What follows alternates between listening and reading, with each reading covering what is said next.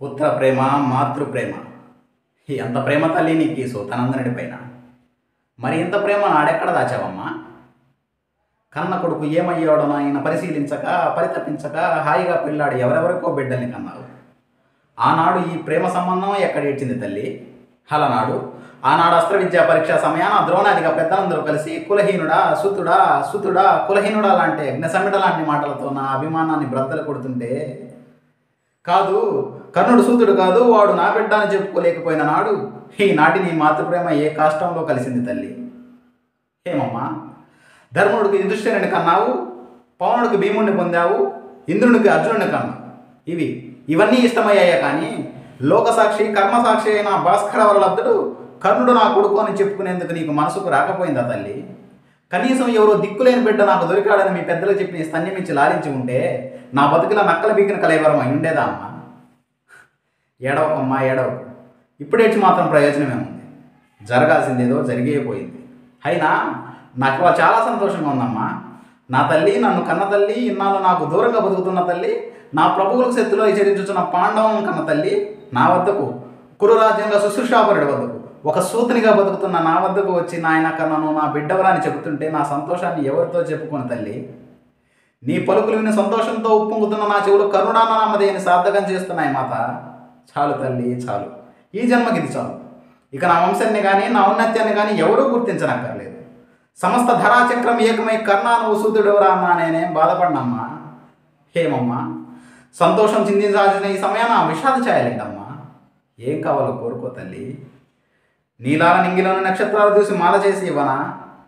నటరాజు జడలోన నడయాడే బాలచంద్రుని నీ పాదాల ముందు దింపనా?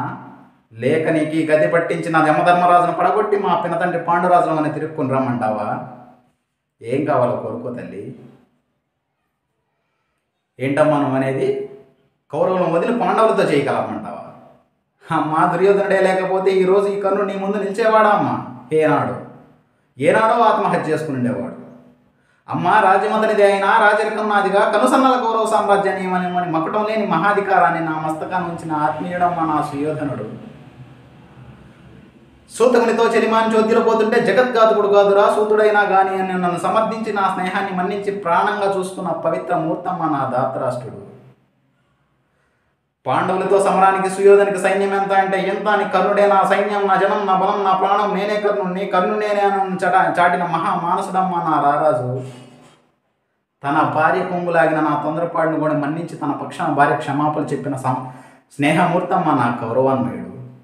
అటువంటి రారాజును విడిచి ధర్మజుడితో చెయ్యి కలిపి నెయ్యాన్ని కయ్యం చేసుకునేంత మన్నని కాదమ్మా, నన్ను క్షమించు అమ్మా. నా నెత్తురు అతని పానీయం, నా కండలు అతని ఆహారం, నా మేధస్సు అతని శ్రేయస్సు.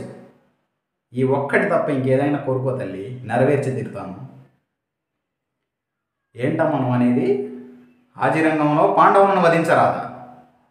కుత్తులను కత్తిరించి కోకిలను పాడమంటావా తల్లి? కూరలు ప్రీకేసి నల్లత్రాసును కాటేయమంటావా అమ్మా?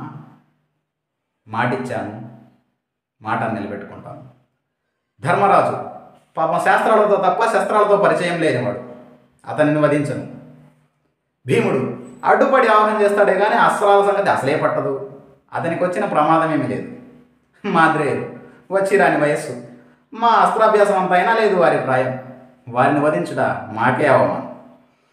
ఇక మిగిలింది అర్జునుడు, హరిహరద్విభంజనుడు. అమ్మ, అర్జునుడే ఎదురైతే నన్ను నేను మర్చిపోతాను, నన్ను రారాజా వహిస్తాడు. ఇక మిగిలింది కర్ణుడా లేదా కౌంతేయుడా అనేది దైవ నిర్ణయం.